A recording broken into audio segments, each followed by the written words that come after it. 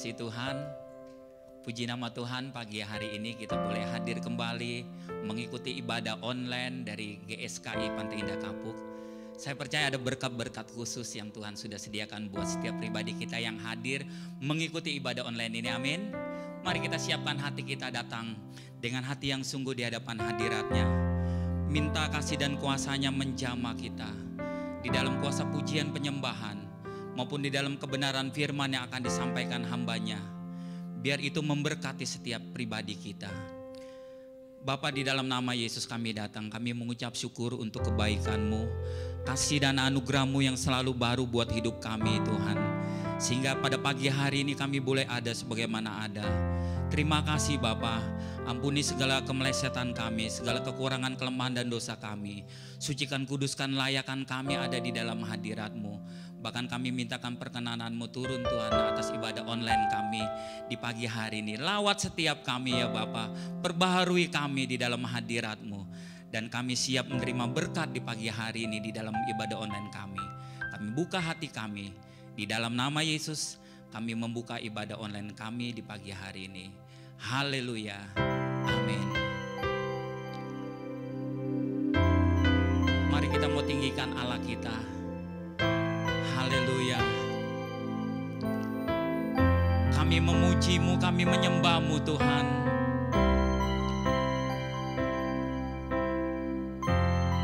Haleluya.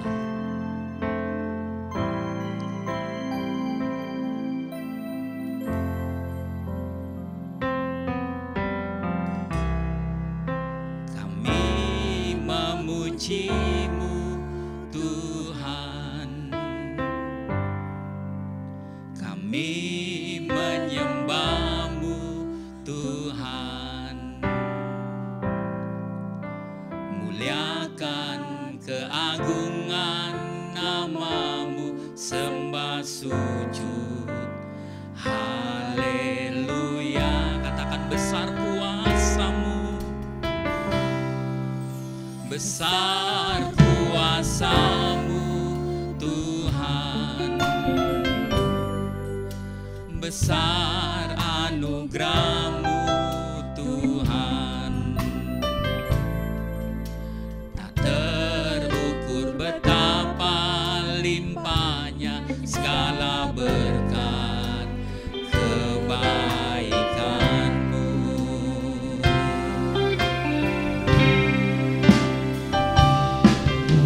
Bersama para malaikat kami memuji-Mu di hadapan-Mu Bapa. Kami datang menyembah. Kudus, kudus, kuduslah Tuhan. Selamanya Kau ditinggikan. Kami memuji-Mu. Kami memuji-Mu Tuhan.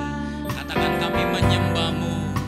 Kami menyembah-Mu Tuhan. Muliakan keagungan nama-Mu, sembah sujud. Haleluya. Besar kuasa-Mu. Besar kuasa-Mu Tuhan. Besar anugerah-Mu.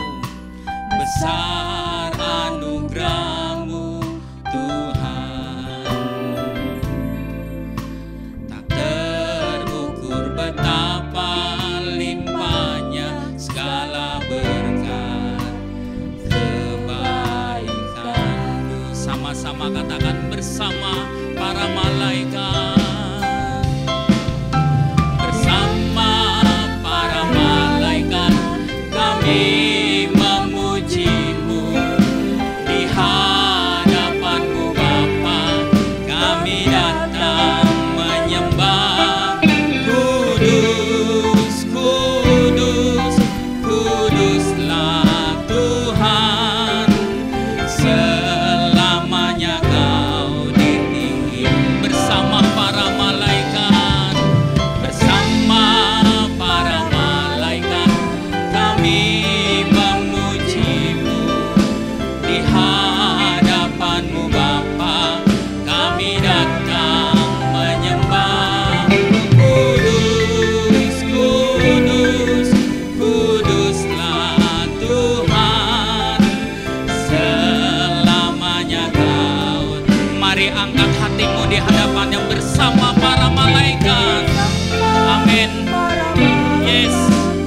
Kami memuji-Mu di hadapan-Mu Bapa, kami datang menyembah.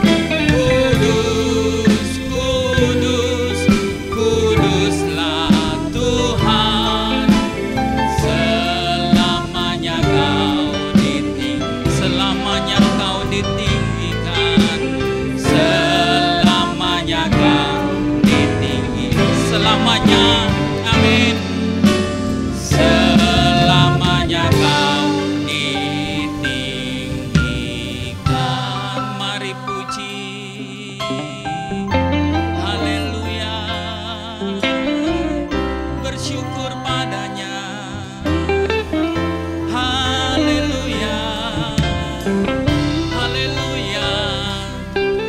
Tuhan baik, untuk selama-lamanya kasih setianya. Haleluya, haleluya. Ditinggikan nama-Mu, haleluya. Oh haleluya. Kami bawa pujian bagi-Mu Tuhan. Haleluya, haleluya. Haleluya, haleluya. Itulah pernyataan kami di hadapan-Mu ya Bapa. Di dalam nama Yesus kami buka ibadah online kami ini. Yang percaya kita katakan bersama, amin. Haleluya, haleluya. Mari kita puji Tuhan. Mari kita sembah Dia. Haleluya.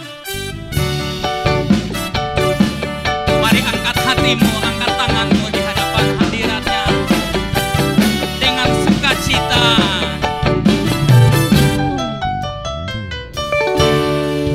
Mari puji Tuhan, kita masuk dalam hadirat-Nya. Mari sembah Dia dengan hati bersyukur. Mari puji Tuhan dengan hati penuh sukacita. Mari angkat suara puji kebesaran-Nya. Glory, glory, glory, haleluya. Amin. Amin. Glory, glory, agungkan namanya sampai katakan glory, glory. Glory, glory, glory, haleluya. Glory, glory, kita memuji-Nya. Glory, glory, agungkan namanya sampai selamanya. Layak disembah Engkau Allah kami. Amin. Mari sama-sama katakan, mari puji Tuhan. Mari puji Tuhan, kita masuk dalam hadirat-Nya. Mari sembah Dia dengan hati bersyukur.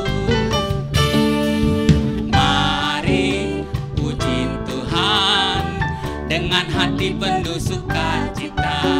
Mari angkat suara puji kebesaran-Nya. Katakan glory. Amin. Kita memuji Dia. Amin. Sampai selamanya. Glory, glory, glory, haleluya. Glory, glory, kita memuji Dia. Glory, glory, agungkan namanya sampai selamanya. Glory, glory, haleluya. Amin. Yes. Glory, glory, agungkan namanya sampai selamanya. Katakan glory. Haleluya. Glory, glory, kita memuji Dia. Glory, glory, agungkan namanya sampai selamanya. Glory, glory. Glory, glory, agungkan namanya sampai selamanya.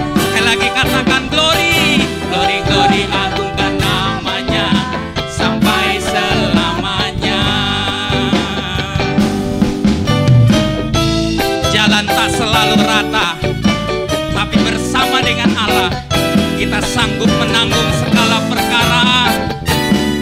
Jalan tak selalu rata. Jalan tak selalu rata. Kadang harus mendaki gunung yang tinggi. Katakan lembah, lembah yang sangat curam. Semua itu harus hujan. Sekali lagi yuk katakan jalan. Jalan tak selalu rata. Kadang harus mendaki gunung yang tinggi. Amin. Lembah yang sangat curam. Semua itu harus ku jalan. Ku berlari tiada lelah. Ku berjalan tiada lelah. Karena Tuhan yang memberi kuat padaku. Amin. Walau banyak pencobaan, walau banyak kesukaran, ku sanggup menanggung semua bersama. Ku berlari tiada lelah. Amin. Yes. Tuhan yang memberi kuat padaku.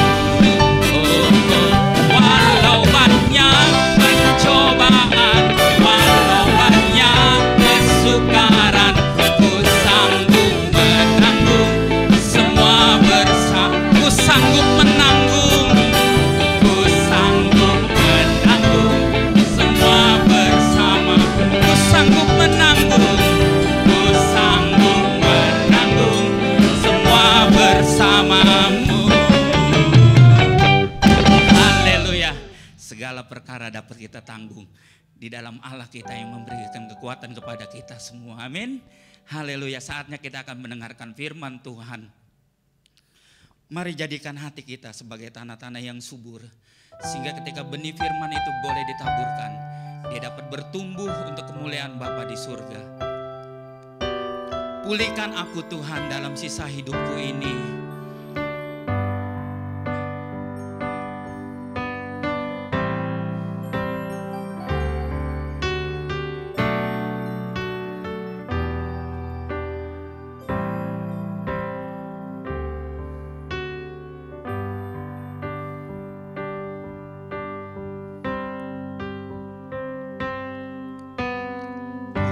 Pulihkan aku Tuhan dalam sisa hidupku ini.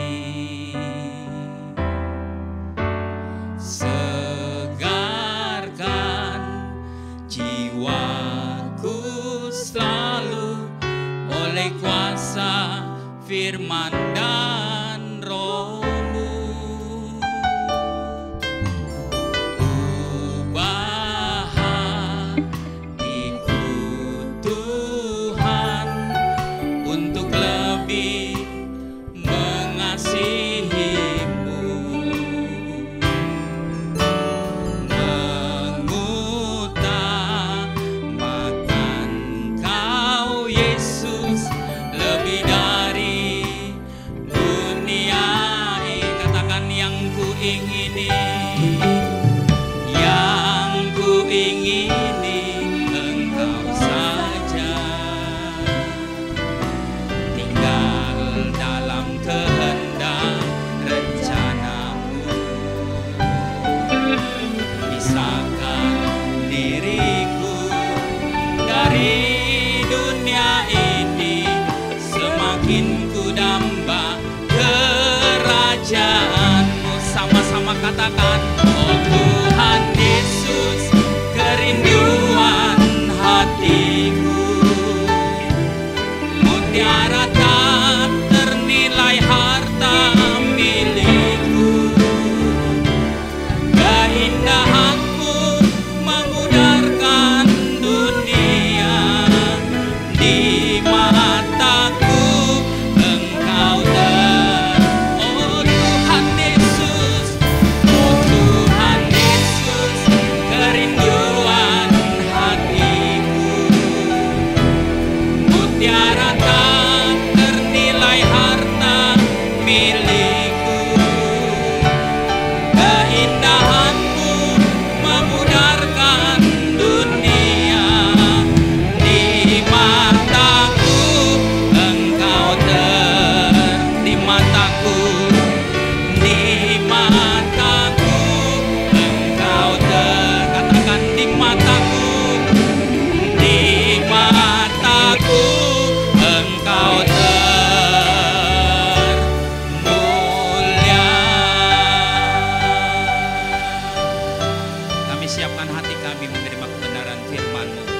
Di dalam nama Yesus. Amin. Shalom Bapak Ibu sekalian. Puji Tuhan di pagi minggu ini kita semua masih sehat dan bisa belajar kebenaran. Kita baru saja mendengarkan satu puji-pujian yang luar biasa. Setiap pujian yang keluar dari hati yang tulus menyenangkan Tuhan. Hendaknya seluruh hidup kita menjadi pujian juga. Sebelum kita dengarkan kebenaran di pagi ini, mari kita berdoa lebih dahulu. Bapa di surga, berkati setiap kami pagi ini dengan firman-Mu, agar kami boleh benar-benar mengerti dan setiap kami diubahkan. Kami benar-benar mau mengakhiri hidup kami suatu hari nanti kalau kami pulang. Sudah menyenangkan hati Bapa di surga. Engkau berkati program ini, Engkau berkati mulut hamba-Mu untuk menyampaikan kebenaran ini. Hanya di dalam nama Tuhan Yesus kami berdoa. Amin. Amin. Bapak Ibu sekalian, dimanapun Bapak Ibu berada, saya percaya setiap program yang menyampaikan kebenaran yang murni dari Alkitab akan sangat berkuasa mengubah kita semua. Pagi ini kita akan belajar satu hal yang jarang dibayangkan oleh kita semua. Pada umumnya, orang Kristen yang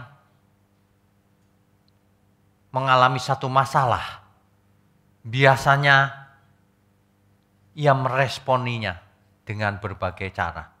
Tapi pada umumnya, mereka akan melakukan satu istilah seperti ini. Misalnya, sedang mengalami satu masalah, maka ya aku klaim janjinya. Pakai nama Tuhan untuk mengatasi masalah yang terjadi. Baik sih minta tolongnya sama Tuhan, baik. Tapi penggunaan nama Tuhan yang setiap masalah berharap bisa diselesaikan hanya dengan mengklaim janji Tuhan, padahal Tuhan tidak pernah berjanji yang seperti yang diklaim. Ini kebiasaan sebenarnya. Kebiasaan yang dihasilkan dari ajaran-ajaran yang sudah lalu.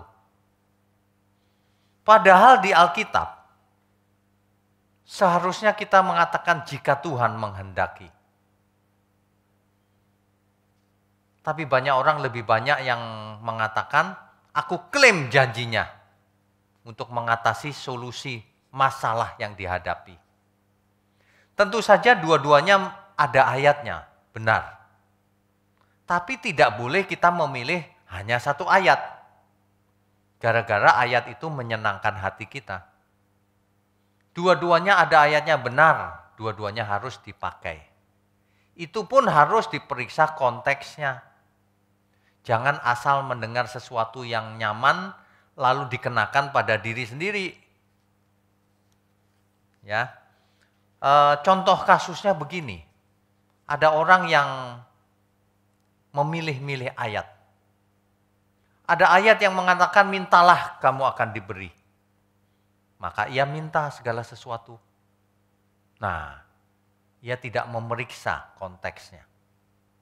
Bapak Ibu sekalian dimanapun kita berada, kita sudah lama menjadi Kristen, sudah lama menjadi umat Tuhan.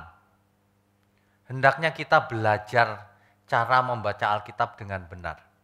Sebab ayat-ayat ini kalau dimengerti dengan benar itu suara Tuhan.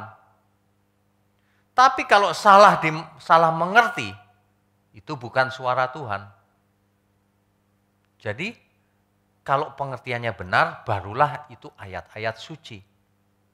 Kalau pengertian yang didapat itu tidak benar, yang tidak benar tentu manusianya tidak menjadi suci karena pengertiannya salah. Ya, coba kita ambil kasusnya ya, contohnya. Yohanes 14 ayat 13 sampai 14. Kita buka Yohanes pasalnya yang ke-14, ayat 13 dan 14. Ini termasuk ayat favorit yang suka dipilih-pilih oleh orang-orang yang suka memilih-milih ayat. Jadi tidak suka Alkitab mereka, hanya suka ayat-ayat tertentu. Oke, saya bacakan. Dan apa juga yang kamu minta dalam namaku, aku akan melakukannya, supaya Bapa dipermuliakan di dalam anak.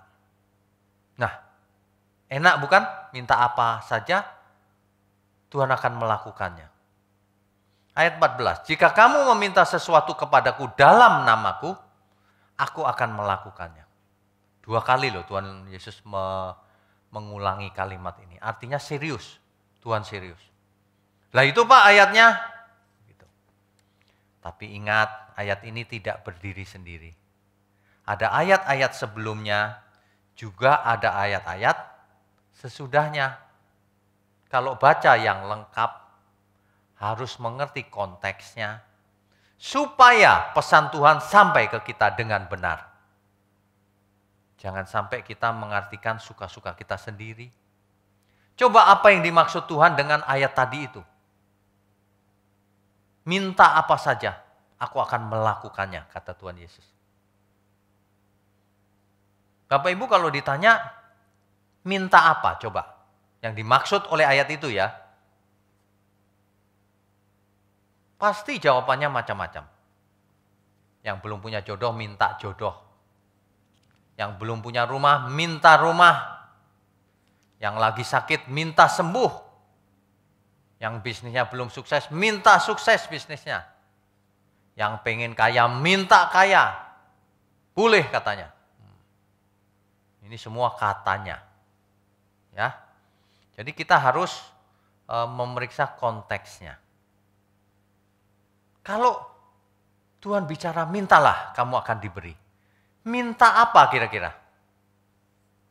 Apakah Tuhan sedang mengajari kita minta tas mewah? Minta rumah di bumi? Apa begitu kira-kira? Minta kaya raya? Minta bisnisnya omsetnya naik? Apa Tuhan ngajarin begitu?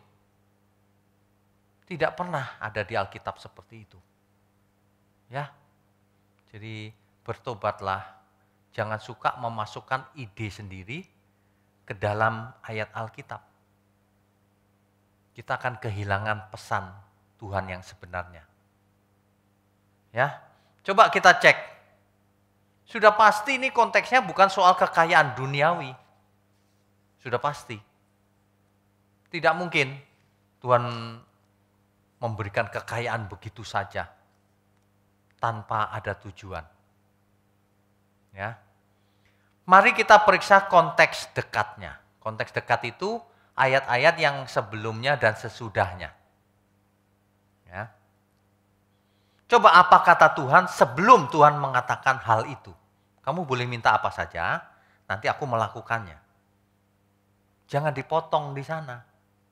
Coba kita baca satu ayat sebelumnya. Yohanes 14 ayat 12. Kita harus baca dengan teliti ya. Yohanes 14 ayat 12. Aku berkata kepadamu, ini kata Tuhan Yesus. Sesungguhnya barang siapa percaya kepadaku, ia akan melakukan juga pekerjaan-pekerjaan yang aku lakukan. Jadi kalau cirinya orang percaya, ia akan melakukan pekerjaan yang dilakukan oleh Tuhan juga. Itu ciri percaya. Bahkan pekerjaan-pekerjaan yang lebih besar daripada itu. Sebab aku pergi kepada Bapa. Nah, ini tidak boleh tidak dibaca. Jadi Tuhan berkata begini, sesungguhnya barang siapa percaya kepadaku, ia akan melakukan seluruh pekerjaan yang kukerjakan juga gitu loh. Bahkan lebih besar. Nah barulah Tuhan berkata, apa juga yang kamu minta dalam namaku, aku akan melakukannya. Jadi permintaan yang dimaksud di sini minta apa? Apa minta tas? Apa minta jodoh? Nggak nyambung. Tuhan Yesus sedang mengatakan pekerjaan-pekerjaanku. Kalau seseorang percaya artinya melakukan pekerjaan Tuhan, mintalah apa saja. yang berhubungan dengan pekerjaan Tuhan, bukan yang tidak berhubungan. Apalagi minta hal-hal yang cuma untuk dirinya sendiri. Jelas tidak dikabulkan pasti. Tuhan tidak bisa dipermainkan. Mentang-mentang seseorang berdoa dalam nama Yesus lalu Tuhan di surga mengalah. Banyak orang memperlakukan nama Tuhan seperti mantra. Seolah-olah kalau kita berkata dalam nama Yesus lalu Tuhan Yesus mengalah, pasti melakukannya. Banyak orang tidak mengerti. Kalau disuruh minta itu minta sesuatu yang ada pekerjaan, ada hubungannya, berkaitan dengan pekerjaan Tuhan.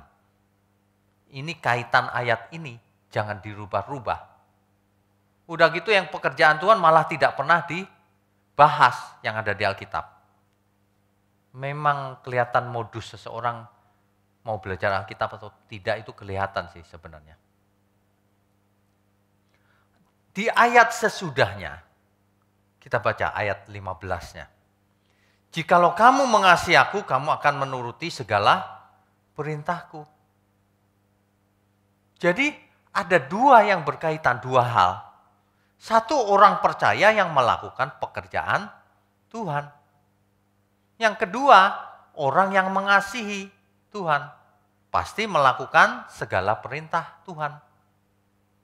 Nah, orang seperti itulah yang boleh minta apapun dan pasti diberi. Tentu saja apapun di sini untuk melakukan pekerjaan Tuhan. Untuk melakukan perintah Tuhan. Kalau seseorang sakit mau sembuh dalam rangka untuk pekerjaan Tuhan supaya efektif.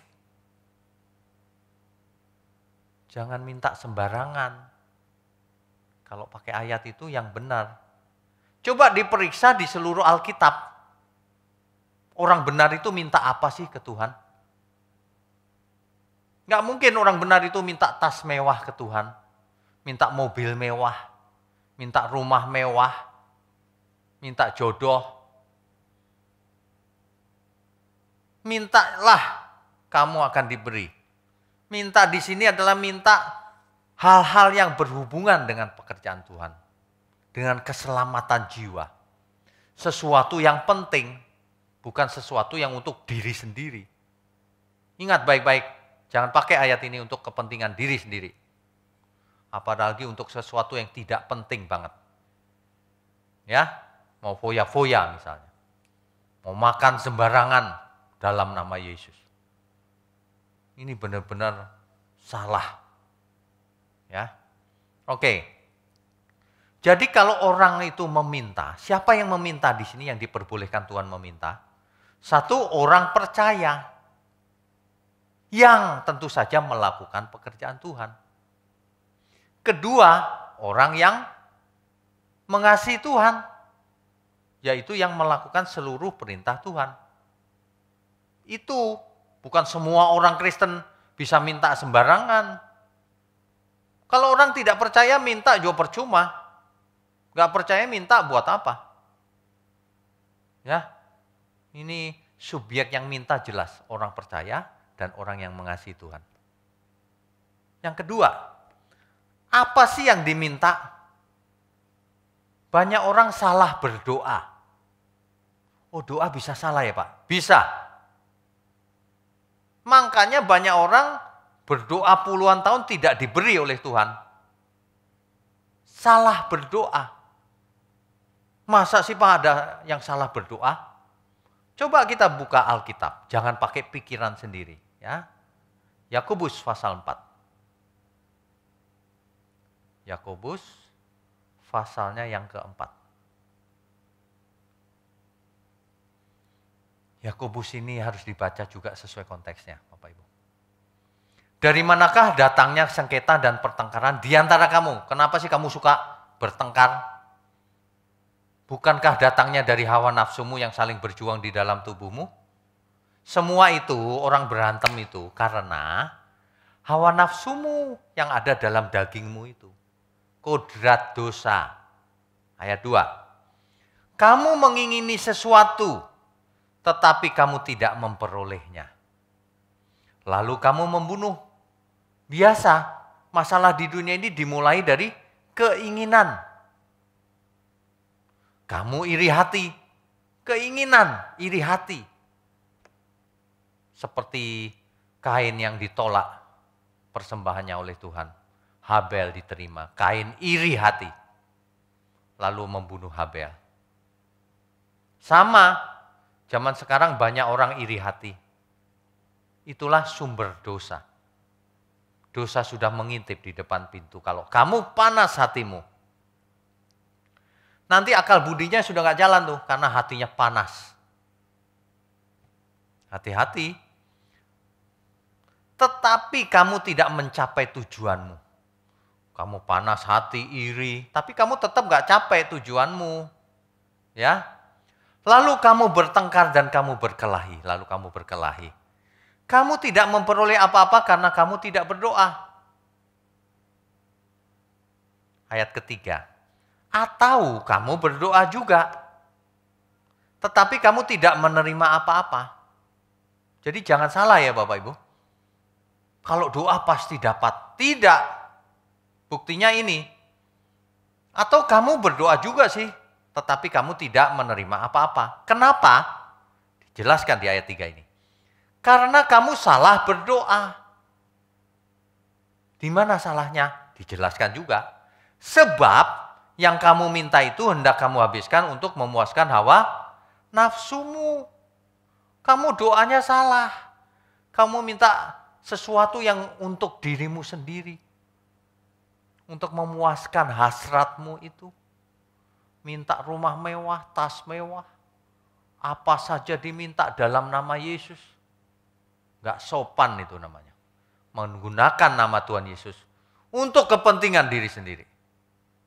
Kalau kita menggunakan nama Tuhan Yesus, kuasa Tuhan untuk kemuliaan Tuhan. Perhatikan baik-baik. Itu bedanya. Banyak orang berdoa tidak dijawab oleh Tuhan.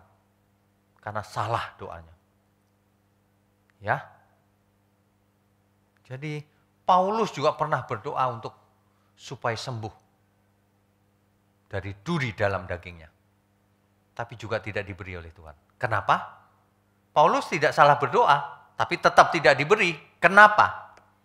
Karena duri dalam dagingnya itu berguna bagi keselamatan Paulus. Supaya Rasul Paulus tidak sombong, tidak angkuh. Ya. Jadi Tuhan itu lebih memikirkan atau fokusnya atau prioritasnya adalah keselamatan jiwa kita. Jadi tidak setiap yang kita minta diberi. Kalau yang setiap yang kita minta ada hubungan dengan keselamatan, pasti diberi. Ada amin? Bapak Ibu harus belajar ya. Kita semua harus belajar. Jangan suka-suka sendiri. Jadi kalau orang menginginkan barang-barang mewah, itu salah berdoa dia. Kalau orang berkata, aku pasti punya rumah di bumi, dia salah berdoa. Kalau seseorang penghasilannya sederhana, sudah tidak usah menginginkan rumah mewah, rumah di bumi, apalagi rumah mewah. Yang penting ada pakaian dan makanan cukup, kata Alkitab. Yang penting hidup kita harus menyenangkan Tuhan.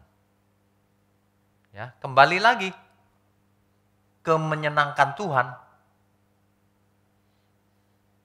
Ada banyak ayat di Alkitab yang membahas tentang permintaan.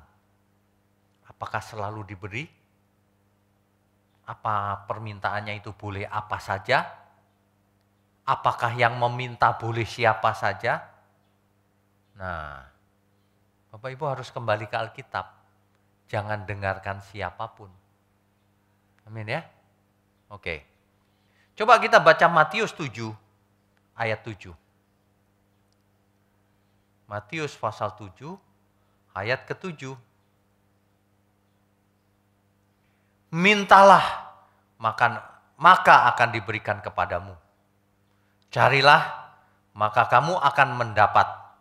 Ketuklah maka pintu akan dibukakan bagimu. Enak kan? Enak. Siapa yang tidak mau? Semua juga mau. Tapi ingat, mintalah di sini tentu konteksnya minta yang baik. Kalau minta yang jahat gak diberi. Ya. Di situ dijelaskan ayat berikutnya. Karena setiap orang yang meminta menerima. Dan setiap orang yang mencari mendapat. Dan setiap orang yang mengetuk baginya pintu dibukakan. Perhatikan, semua firman Tuhan konteksnya sama. Mintalah, minta apa? Bukan barang mewah. Bukan minta di dunia ini, bukan minta kekuasaan. Ya. Maka kamu akan mendapat. Ketuklah, maka pintu akan dibukakan bagimu. Carilah. Coba carilah apa? Carilah harta dunia? Bukan. Kan ada ayat lain yang berkata, kumpulkan harta di surga, bukan di bumi. Jadi carilah di sini pasti bukan harta. Carilah, pasti hubungannya dengan keselamatan. Carilah kebenaran, carilah kekudusan hidup. Carilah pengertian yang benar. Pasti hubungannya itu. Kalau mau menafsir Alkitab begitu ya Bapak Ibu ya. Jangan suka-suka sendiri. Ada banyak ayat di Alkitab yang menjelaskan tentang meminta kepada Tuhan. Coba Matius 9 ayat 38. Kali ini kita akan baca Alkitab kita banyak sekali ayatnya. Jangan pernah baca Alkitab 1 ayat 2 ayat. Yang banyak, makin bagus.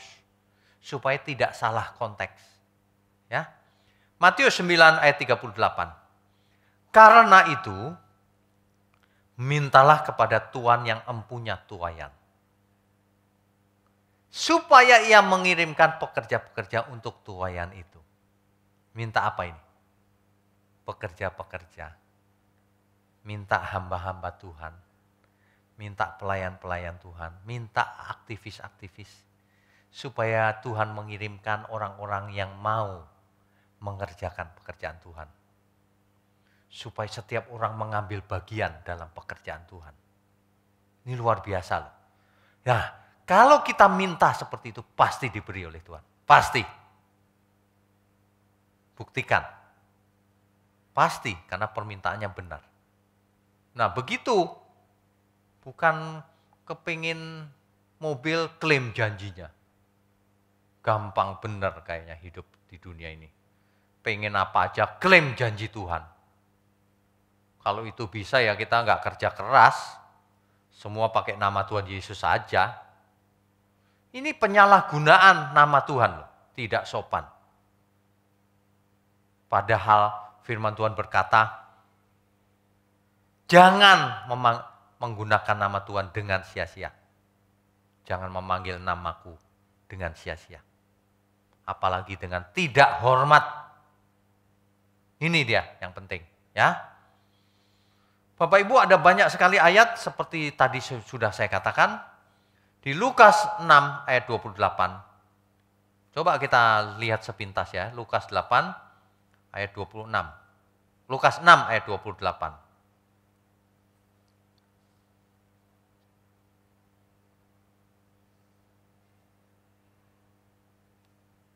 Lukas 6 ayat 28.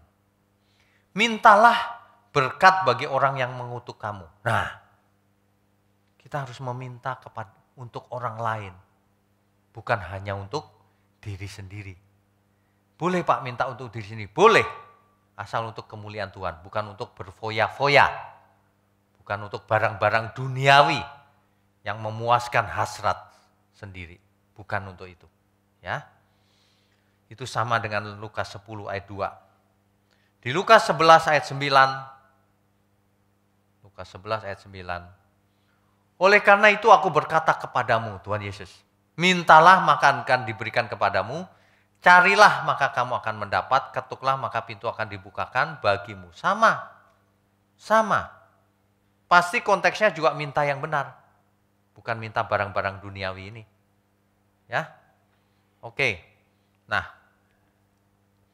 Dan lain-lain. Ada banyak ayat. Bapak Ibu. Yang luar biasa adalah Yohanes 16 ayat 24. Yohanes 16 ayat 24. Tuhan berkata begini. Sampai sekarang kamu belum meminta sesuatu pun dalam namaku. Ini luar biasa loh, para murid tidak minta. Mintalah maka kamu akan menerima supaya penuhlah sukacitamu. Ini orang-orang ini tidak meminta loh. Bapak Ibu saudara sekalian harus ingat, kalau Tuhan gembalaku, tak akan kekurangan aku. Dalam teks aslinya, kalau Tuhan gembalaku, aku tidak ingin apa-apa lagi. Kalau Tuhan gembalaku, aku tidak minta apa-apa lagi. Justru orang yang imannya dewasa, yang menyenangkan Tuhan, dia tidak sering minta-minta kepada Tuhan. Apalagi mintanya hal-hal duniawi. Apalagi mintanya untuk memuaskan diri sendiri. Banyak orang itu kalau dewasa malah tidak minta apa-apa. Mintanya adalah Tuhan pakailah hidupku. Agar melalui hidupku engkau dipermuliakan. Mintanya untuk kemuliaan Tuhan. Bukan untuk diri sendiri. Kalau soal berkat untuk diri sendiri, tidak usah khawatir, tidak usah minta pun Tuhan sudah tahu. Ia Bapa yang baik. Dia tahu apa yang kita butuhkan. Amin ya. Ya. Jadi para murid di Yohanes 16 ayat 24. Coba perhatikan satu lagi. Yohanes 16 ayat 24. Sampai sekarang kamu belum minta apapun loh. Disuruh minta sama Tuhan. Ya, disuruh minta. Tapi kalau kita lihat ayat 33, ini masih satu konteks ya. Di ayat 33-nya, semuanya itu kukatakan kepadamu, supaya kamu beroleh damai sejahtera di dalam aku. Dalam dunia kamu menderita penganiayaan. Tetapi kuatkanlah hatimu, aku telah mengalahkan dunia. Kira-kira apa yang diminta dalam situasi penganiayaan? Pasti bukan tas mewah, bukan? Pasti bukan barang-barang duniawi, bukan? Pasti para murid minta penguatan dari Tuhan. Minta penghiburan dari Tuhan. Minta agar kuat melewati semuanya ini. Pasti demikian.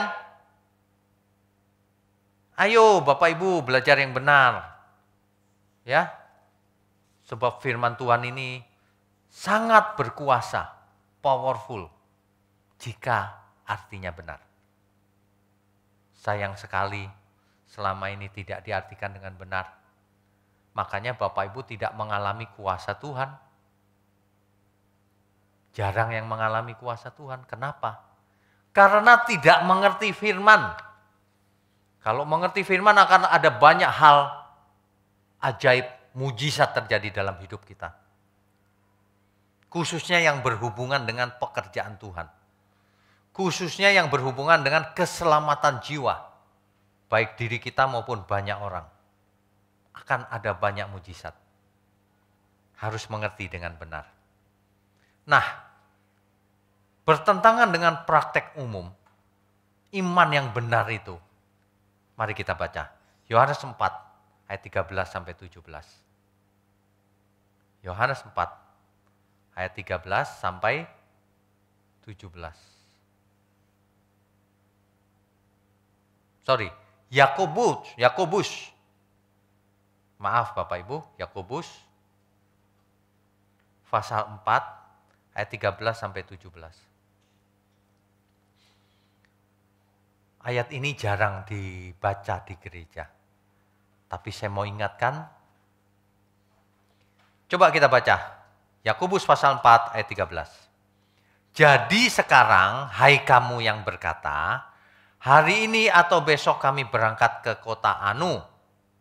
Dan di sana kami akan tinggal setahun dan berdagang serta mendapat untung.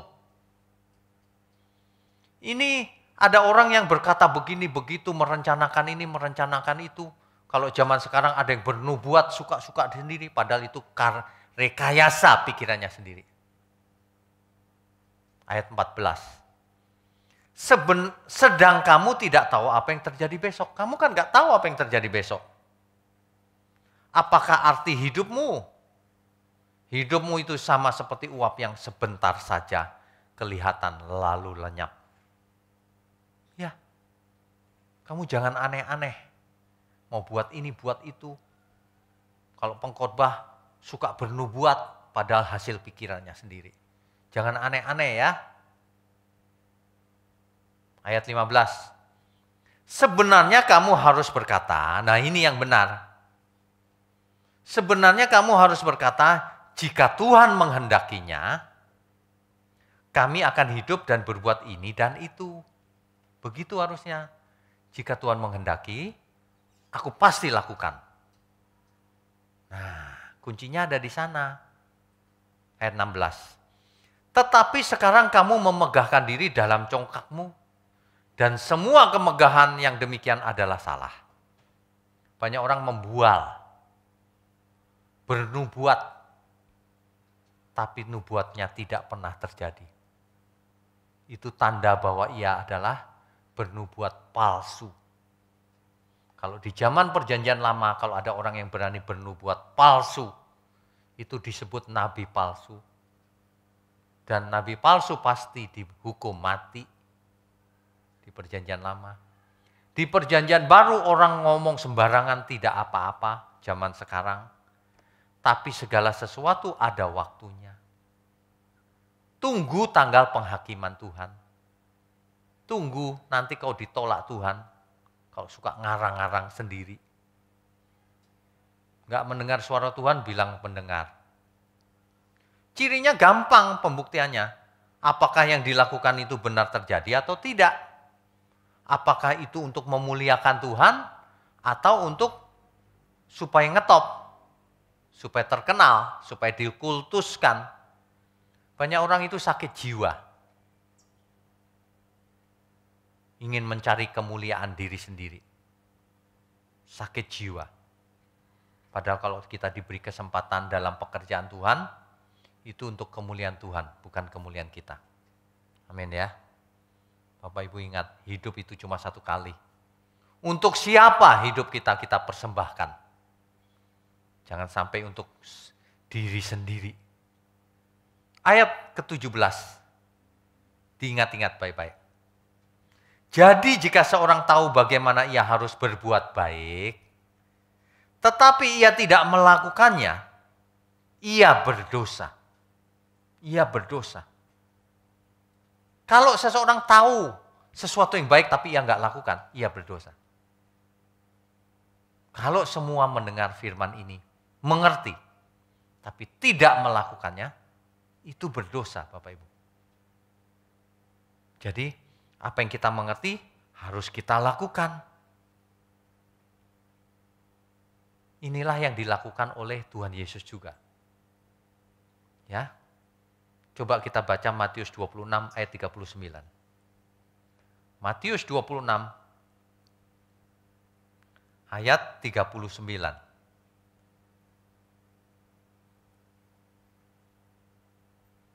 Ini Tuhan Yesus ketika ada di Taman Getsemani menghadapi saat-saat terakhir sebelum naik ke salib. Maka ia maju sedikit lalu sujud dan berdoa katanya. Kata Tuhan Yesus nih maksudnya. Ya Bapakku, jikalau sekiranya mungkin, biarlah cawan ini lalu daripadaku. Kalau mungkin. Tetapi Tuhan Yesus luar biasa. Tetapi janganlah seperti yang ku kehendaki. Melainkan seperti yang engkau kehendaki. Jika kita Kristen, kita harus seperti Kristus. Jika kita mengasihi Tuhan, lakukan seluruh perintah Tuhan. Jika kita memanggil Dia Tuhan, Guru, kita harus belajar kepadanya. Coba perhatikan, mestinya kita semua hidup tidak usah ingin apapun. Tetapi bukan apa yang kuingini Tuhan. Tetapi apa yang kau ingini, itulah yang kulakukan dalam hidupku. Amin. Itulah iman yang sempurna. Tinggalkan iman jenis yang kekanak-kanakan. Kecuali Bapak Ibu baru kemarin jadi Kristen. Tinggalkan itu, aku klaim janjinya. Nggak sopan. Tinggalkan itu keinginan-keinginan duniawi. Aku mau rumah mewah. Tas mewah. Dan sebagainya. Jangan memakai nama Tuhan sembarangan. Nama Yesus tidak bisa dipakai sebagai mantra. Percuma orang mengatakan dalam nama Yesus. Tapi kalau permintaannya salah, kalau hidup orang itu salah, tidak kudus. Nama Tuhan Yesus bukanlah mantra. Sesungguhnya kuasa nama Yesus ada di pribadi Tuhan, bukan di hurufnya, bukan di lafalnya, bukan di bunyinya. Bukan di bunyinya. Makanya bukan mantra. Inilah iman yang sempurna. Bapak Ibu kalau membaca kitab Ibrani pasal 11, nanti dibaca ya seluruh ayat. Justru orang-orang yang beriman dengan benar, mereka tidak mendapatkan hal-hal yang duniawi ini. Mereka disediakan yang jauh lebih baik di surga. Di dunia seolah-olah menderita. Tapi bukan menderita sembarangan. Menderita karena Tuhan. Penderitaan kita karena menanggung beban orang banyak. Penderitaan kita adalah meneruskan pekerjaan Tuhan. Penderitaan kita adalah supaya banyak orang diselamatkan. Penderitaan kita adalah kita harus matikan daging kita. Itu menderita loh, sulit. Ya. Di minggu pagi yang penuh berkat ini, Bapak Ibu mari kita mengubah mindset kita. Menjadi seperti Tuhan Yesus. Bukanlah kehendakku yang jadi, tapi kehendak Bapakku yang di surga. Kita juga harus begitu. Bukan keinginanku Tuhan yang penting. Bukan kehendakku yang penting. Tapi keinginanmu, kehendakmu. Itulah yang prioritas utama. Itulah yang harus kami lakukan. Itulah bukti cinta kasih kami kepadamu Tuhan. Aku matikan manusia lamaku. Aku mau hidup baru. Sebab itulah iman yang benar. Ingat, jika Tuhan menghendaki, bukan jika aku menghendaki. Mulai hari ini, jangan banyak keinginan. Amin ya. Amin Bapak Ibu. Kiranya firman ini mengubah setiap orang yang mendengarnya. Yang berbahagia atau yang diberkati adalah orang yang tidak hanya mendengarnya, tetapi mengerti dengan benar dan melakukannya tentu saja. Orang yang seperti Tuhan Yesus adalah yang melakukan kehendak Bapa di surga. Kalau kita yang melakukan kehendak Tuhan. Amin ya Bapak Ibu ya. Setiap firman, setiap minggu kita sudah dengar. Lakukan. Jangan hanya direnungkan. Amin. Mari kita angkat tangan kita. Kita akhiri ibadah ini dengan menyambut segala berkat. Kami sambut segala berkat yang turun dari surga. Yang kami terima di dalam nama Bapa, Putra, dan Roh Kudus. Yang menyertai kami, baik kami hidup maupun nanti kami mati dan dibangkitkan. Sampai selama-lamanya. Haleluya, puji Tuhan. Semua yang percaya katakan, amin.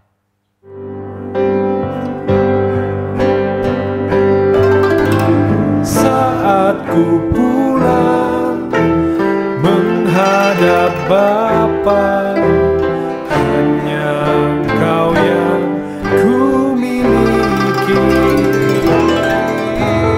Kerinduan hatiku, kehausan jiwaku, dapat ku